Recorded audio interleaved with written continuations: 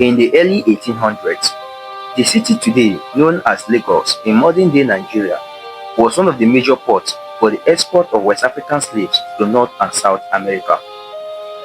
Now, while British traders had once been major players in the slave trade, mounting pressures from missionary groups and a spike in demand for palm oil as a mainstream lubricant following the Industrial Revolution meant that the British government will now begin battling other European powers to bring an end to the slave trade and gain quick monopoly access to the region's palm oil and other industrial raw materials.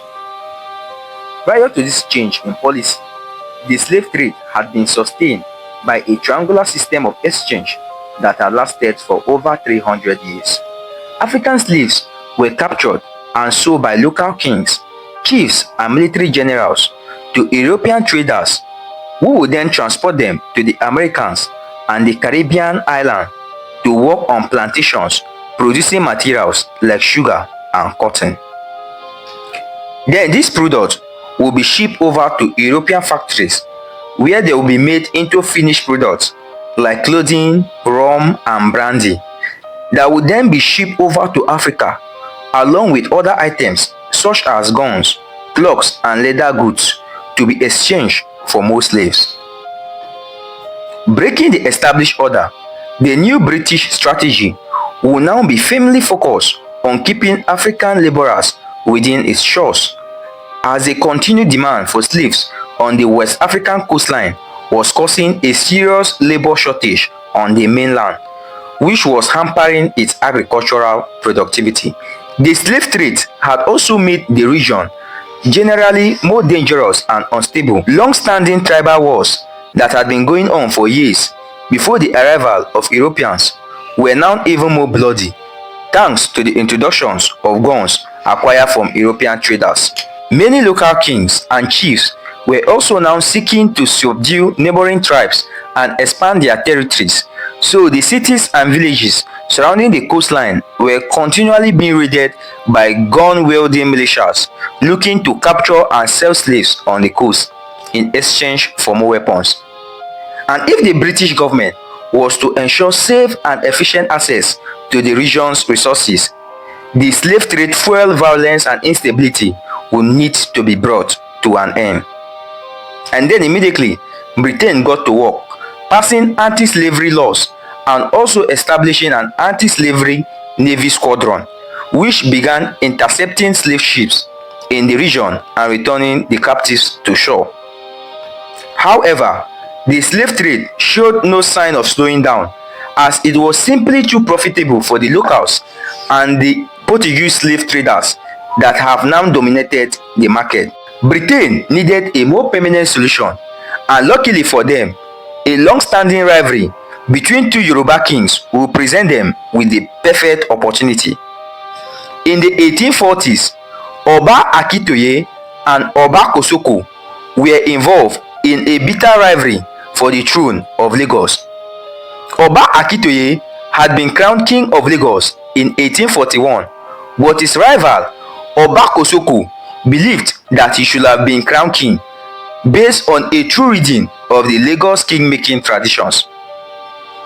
However, in 1845, Kosoko forcefully removed Akitoye from the throne and crowned himself king, forcing Akitoye and his supporters into exile. Although he had previously had no moral objections to slavery, Akitoye contacted the British government and promised to sign the treaty banning the slave trade in Lagos and granting British missionaries and merchants exclusive access to the region, provided the British army will help him regain the throne. Following a battle referred to by locals as Ogun Agindigbi, which can be roughly translated as the boiling battle, the British Royal Navy inflicted a heavy defeat on Oba Kosoko and his army of over 5,000 men and reinstalled Akitoye as the king of Lagos.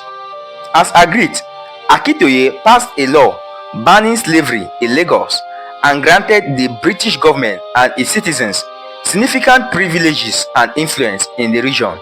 The rest, as they say, is history. Oba Akitoye died 2 years later, and his son, Oba Donsumu, was forced to sign a treaty turning Lagos into a British colony just 7 years after his father's death. With slavery abolished and now Lagos a full British colony, Portuguese influence in the region was reduced and Lagos became a commercial hub for the export of palm oil and other raw materials sourced from the surrounding regions. Now, following the infamous Berlin Conference of 1884, the map of modern Nigeria was outlined for further exploration and conquest, and Sir George Tubman Goldie's Royal Niger Company was authorized to secure the territory, recruiting and enlisting many local militias to its cause. The Royal Niger Company embarked on a campaign to conquer the territory, and within just over a decade, he had forcefully secured over 400 treaties from various local rulers, pledging their allegiance and granting full legislative and judicial authority to the company. After having established itself as the de facto government of a region encompassing over 250 ethnic groups and over 400 languages, the Royal Niger Company officially transferred control of Nigeria to the British government on the 1st of January 1900, receiving 865,000 euros as a compensation. Just as a side note, the Royal Niger Company still exists today as part of Unilever PLC, the company behind popular brands like Ben and Jerry's, Lipton, Dove and Vaseline. Recognizing the vast differences between the people in the region, the British initially divided the new territory into a southern Nigeria protectorate, which had become majority Christian, and a northern Nigeria protectorate, which had remained majority Muslim. However, while southern Nigeria was very productive and ran at a budget surplus due to its abundant natural resources and its people's embrace of education and commerce, the north was a largely loss-making enterprise that caused the British more to administer than they gained in the trade of its raw materials. It has been suggested that the financial woes of the Northern Protectorate were due to a combination of its relatively fewer natural resources and the strong Islamic culture in the region, which was very resistant to secular education. Needing an urgent solution to the Northern Nigerian budget deficit, British High Commissioner Frederick Lugard decided that it would be a great idea to join the two vastly different regions together into one united political entity. And to the dismay of many protesting southern Nigerians, the two protectorates were amalgamated in 1914 to form a single British colony of Nigeria, which will ultimately become the Federal Republic of Nigeria we all know today. As another side note, many scholars believe that it was Lugard's wife, Flora Shua, who named the country Nigeria after the river Niger that runs across the territory. So in more than one way, Nigeria was never a very Nigerian idea to begin with.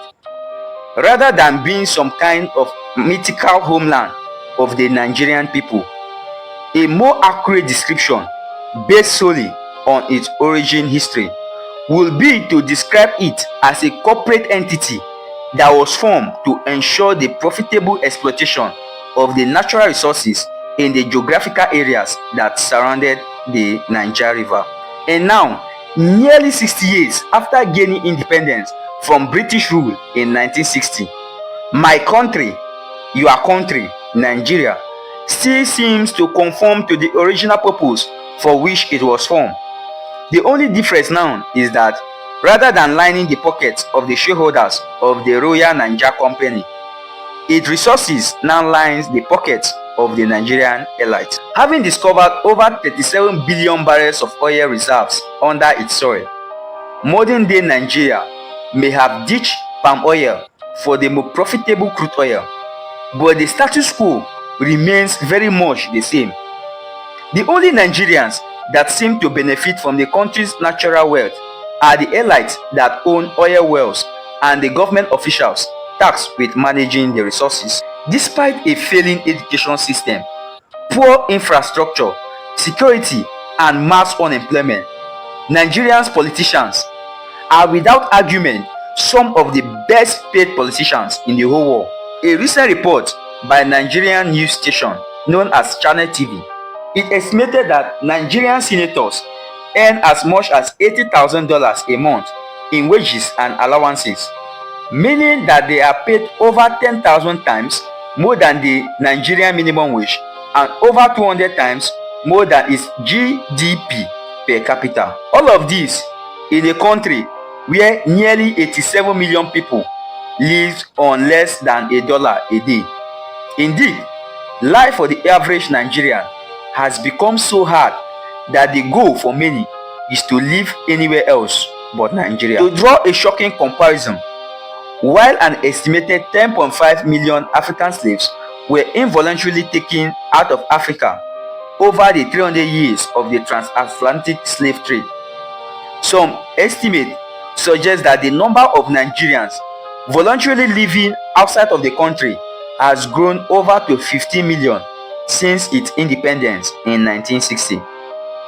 From popular destinations like the US, UK, and Canada to places like Russia, Ukraine, and Malaysia, Nigerians are choosing to endure all kinds of prejudice, climate, and harsh treatment just to make a better life for themselves and for their families. Just like the Royal Nigeria Company and its pre-independence colonial masters who ran Nigeria for the benefit of themselves and the British Empire, in many ways, the current generation of Nigeria elites do exactly the same, but perhaps to a much more extreme degree, as they now work not just for the benefit of Britain, but for the rest of the Western world as well.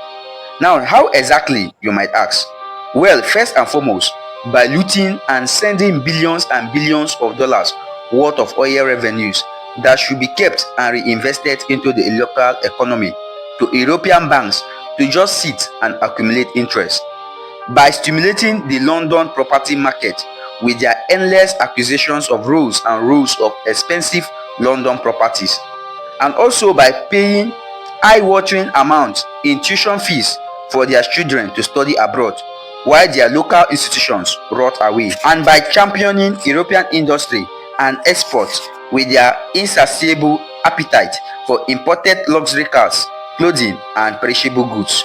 So while they might hold Nigerian passports and outwardly claim to be proud Nigerians, their actions show that they do not feel any true sense of solidarity with their fellow Nigerians.